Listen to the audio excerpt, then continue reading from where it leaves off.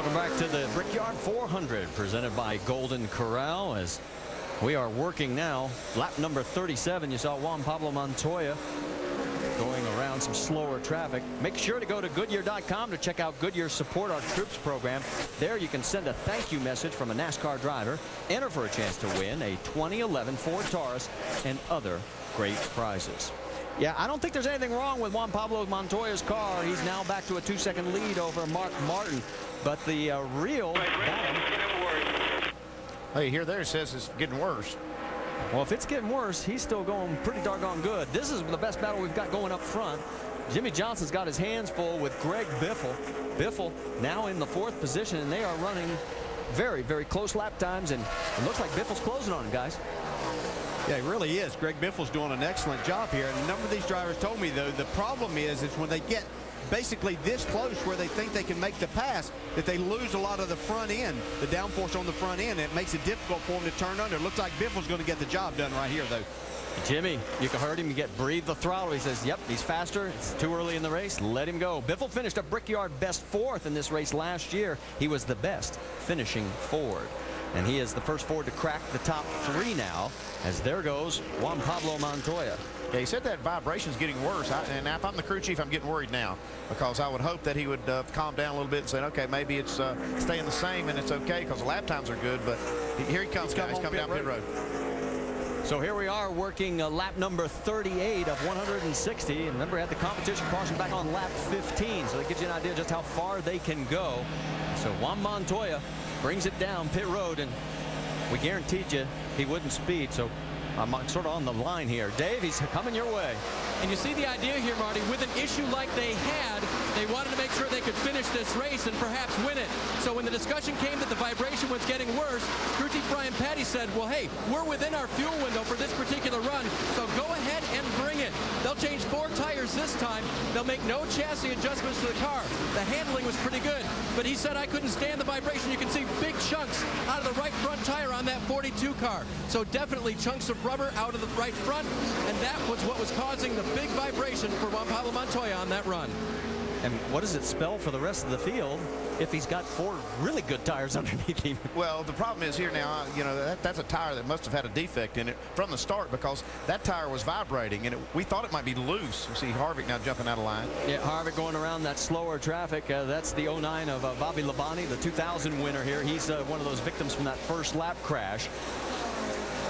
And here comes Clint Boyer as well. Well, getting back to the Montoya thing, that was not what they expected to find. They expected to find a loose wheel. They're going to have to look at this tire now and figure out, is this just a defect in the tire, or is this something we need to worry about the rest of the day?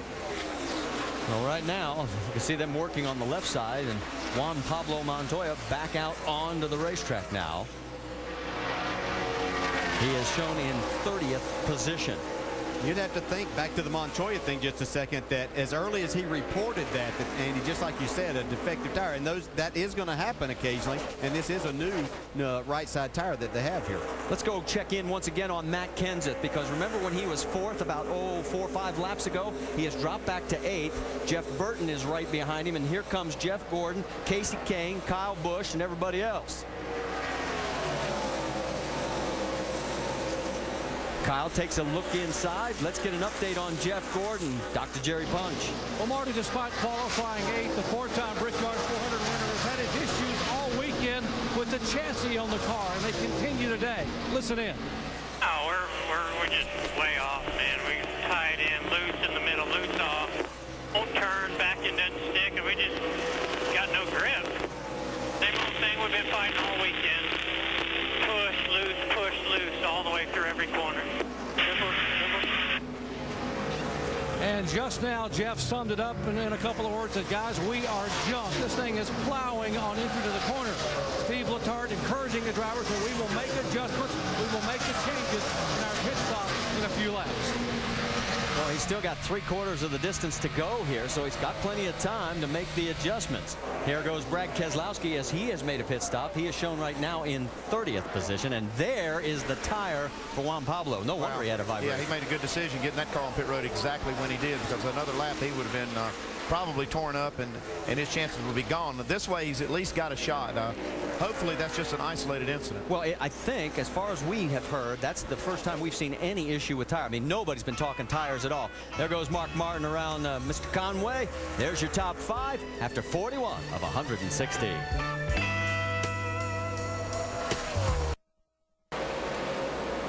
Just past 1/4 distance into the Brickyard 400. Make sure you go to NASCAR.com for all your latest NASCAR information from the Indianapolis Motor Speedway. Mark Martin leading Greg Biffle. There you see the gap from first to second.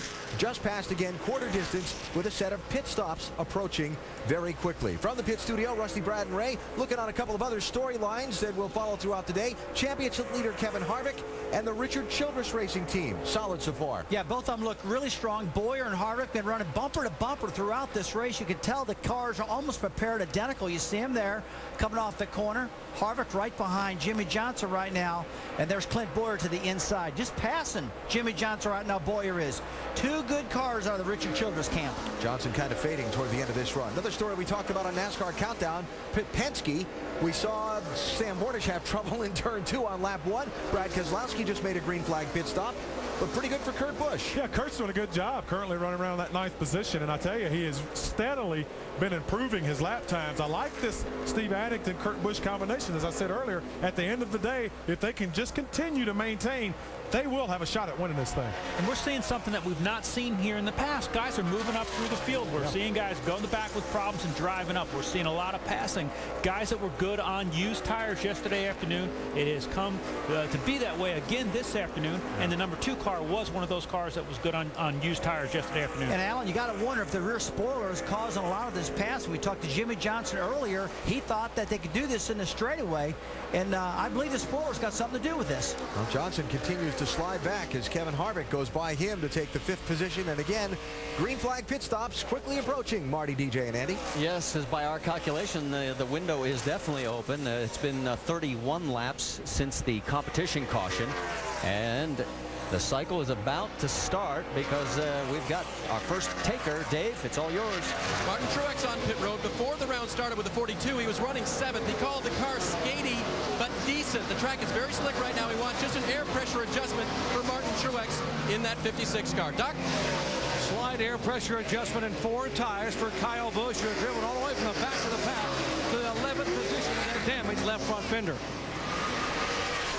And you saw that Mark Martin pulled down pit road, so we'll have a new race leader of several takers here on lap number 49. Jamie, it's all yours. This team wants to salvage as many points in this race as possible. They got 5 bonus points for leading. He said the car is balanced. Now the last stop helped tremendously with the wedge adjustment. 4 tires, no adjustments. Fill it up with Sunoco fuel is the call for Mark Martin. Doc? Jimmy Johnson had begun to fade a little bit at the end of that run. They will make a Panhard bar adjustment, trying to change the crossweight a little bit, trying to get the car to roll in the middle of the corner. Air pressure, right side tires are on, left side tires are on. Let's check in with Dave. The 1 car McMurray was in, 2 loose track bar adjustment. Kevin Harvick is in as well. 4 tires and fuel for him. And as well, the 31 car of Jeff Burton is in, and he leaves pit road. Doc? Jeff Gordon, you heard the issues. They had all kinds of handling problems. He had made a major adjustment air pressure-wise. He comes down pit road alongside the 98 of Paul Menard. You see everybody cycling through. Dale Jr. comes back out. We can tell you Greg Biffle had the race lead, and he has just turned down pit road. Dave, let's send it to you. And Marty, his car was a little bit free on the first run, but they made no adjustments. He said, I like that. So it's a little bit free once again, but they won't make any adjustments here as well. They will give him full of Sunoco fuel. They'll change 4 tires on there for Biffle. And again, I believe he picked up 5 points as the leader. Very important for Greg Biffle right now, trying to turn his season back in the right direction. Doc? Carl Edwards back on pit road. Remember, they had the incident with the grass in the grill and the overheating. They had to put water back in it. The good news for the Edwards fans, the water temperature back down to normal. Pressure okay. The car a little bit snug in the middle of the corner. They will put 4 tires, and Carl is away. So right now, Tony Stewart is your race leader. He last pitted on lap 16. Right behind him in second place is Juan Pablo Montoya, who pitted on lap number 38. There is Tony coming in right behind Mike Conway. Conway is one of the earlier pits, and we'll send it to Vince Welch. Well, Tony Stewart has been fighting a car that's been a little bit loose throughout most of the afternoon today, tight in the center, but he just hasn't quite had the grip that he wants. He feels like the car is on top of the racetrack. They tried to snug it up a little bit off, and they made a chassis adjustment here on this stop as well. 4 tires for Tony Stewart. He's been hovering around the top 15, hasn't made that charge toward the front yet today. All right, thank you, Vince. Let me correct. It was Kevin Conway, not Mike. We'll keep him in line, get back out onto the racetrack as Tony Stewart does likewise. And it is Juan Pablo Montoya with Landon Castle right now, running in second position, but he is way off sequence. He is going to have to stop here pretty soon. Well, he just got out of sync with the leaders by having to make that stop, but he does have a big lead now because he had those fresh tires on for so long. So you're having to wait a while before you see the second place car, Landon Castle, who's yet to make his pit stop. And then you got Greg Biffle, who was leading there just a moment ago. Yeah, I talked to Landon yesterday, and word was he was going to be a start and park, but here we are completing lap 51, and he is running in second place. And boy, what a good ride he's given this car right now for the Tax Slayer Chevrolet. Stay with us.